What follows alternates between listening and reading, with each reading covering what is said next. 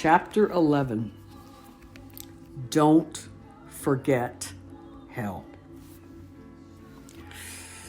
Living a double life is truly a hard job. It would be easier to go one way or the other.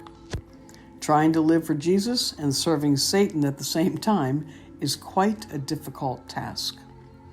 The Bible refers to that as being double-minded and says that a double-minded person is unstable in all their ways. Jesus termed it in other ways. He said that I would either have you be hot or cold. For if you are lukewarm, I will spew or vomit you out of my mouth. That is what I love about God. He does not beat around the bush. He says it like it is. You can take it or leave it, but usually he has no problems making his point.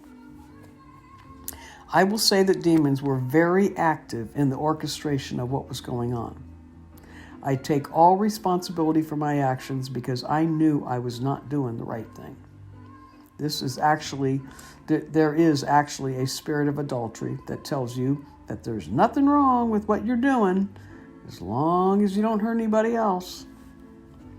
The spirits of addiction, lust, perversion, escape, rationalization, deception, pride, arrogance, spiritual pride, control, manipulation, insomnia, and many others were hanging out on my doorstep, having one big party.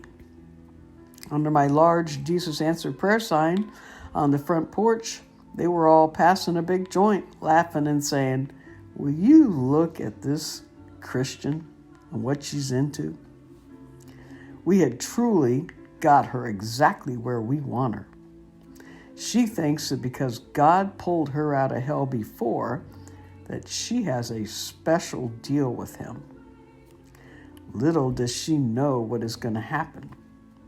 We have her so trapped, her Jesus will never get her out of this bondage.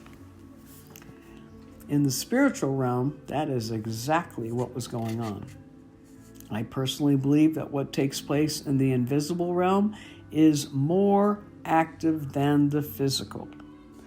In other words, there's more going on with what we can't see than what we can see, touch, feel, and taste.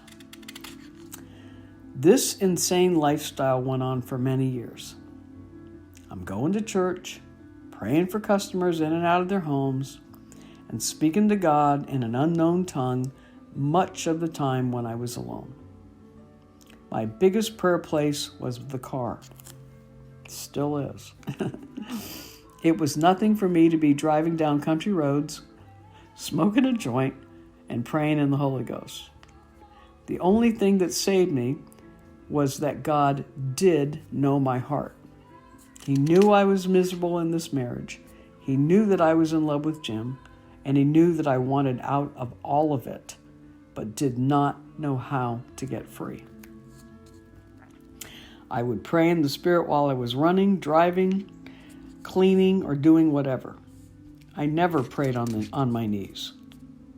When anyone prays in the Holy Ghost or tongues, it's like an 800 number to God. You have no idea what you're saying, but the Lord is praying through you. The cool thing about it is that Satan and his demonic army cannot understand what you are saying. Only God knows what you're saying, and it's coming straight from his spirit to yours. Your intellect is not involved. It was sometime in 1987, and business was streaming in. I had become a big giver to our local church and to the ministries that I had praying for myself and others. One of the ministries was a 700 Club. I was at a certain level, and I felt impressed to give a higher level of monthly giving.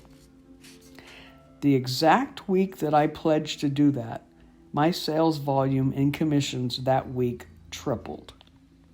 That simply does not happen by accident. I knew that was a God thing. I remember calling the ministry and telling them what happened and simply said, if you ever want to use this as a financial testimony, you can, because this just not happen. They already had my information, And the lady prayed for me and thanked me for giving that testimony. It was also right around that time the Lord said to me very sternly one day in the car, "Don't forget hell."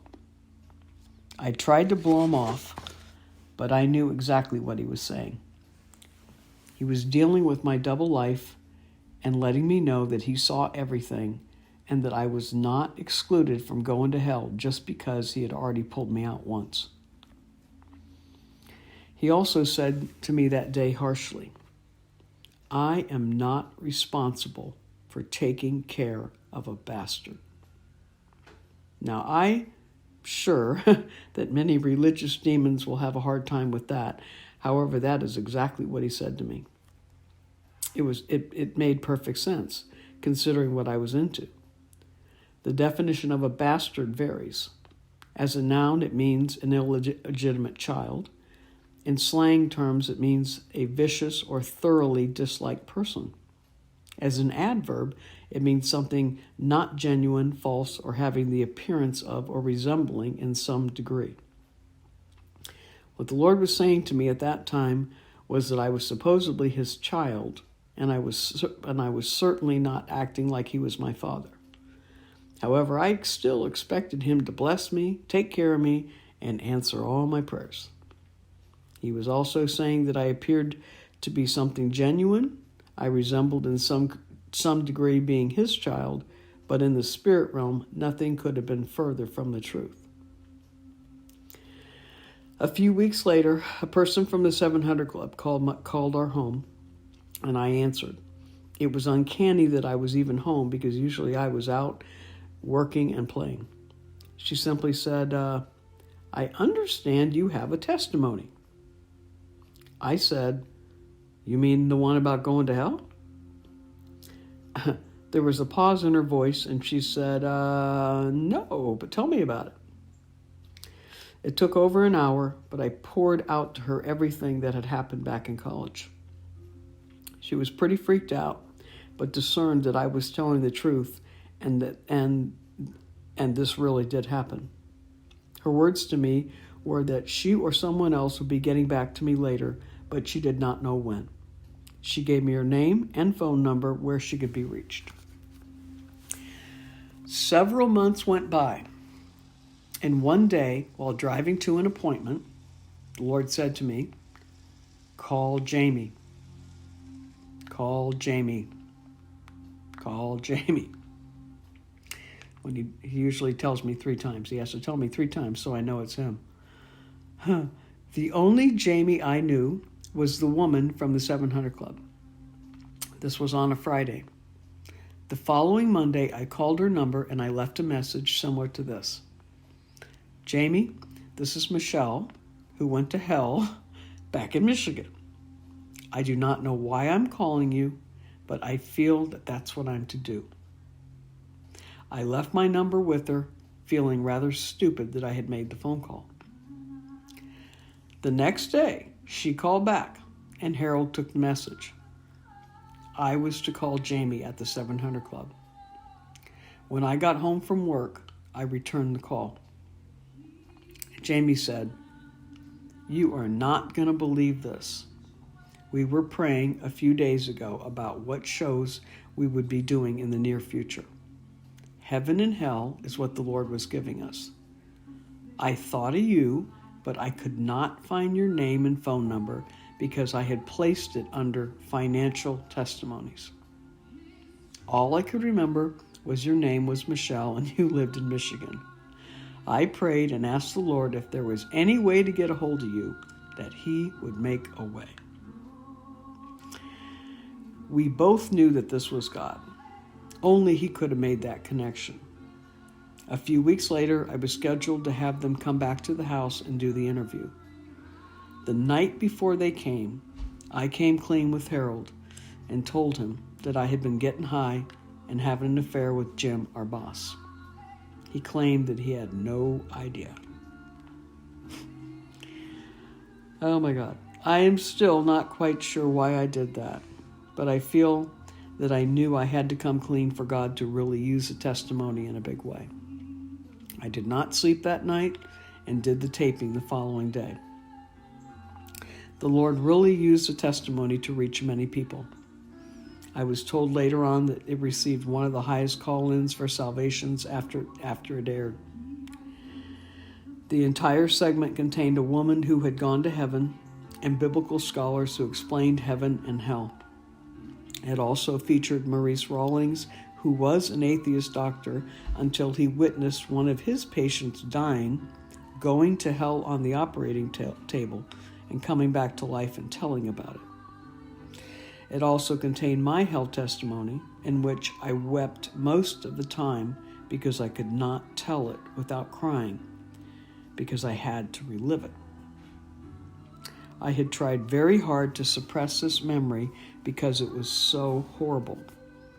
I did not want to think about it, and when I did talk about it, other people, especially Harold, thought I was crazy. As he witnessed the chain of events, he knew there was no way that orchestration of that interview could have been anything but God wanting that story out. The easiest thing for me to do would have been to keep my big mouth shut and pretend that it never happened. However, God pulled me out of hell so that I could warn other people. I believe that is the only reason, because I deserved to go there.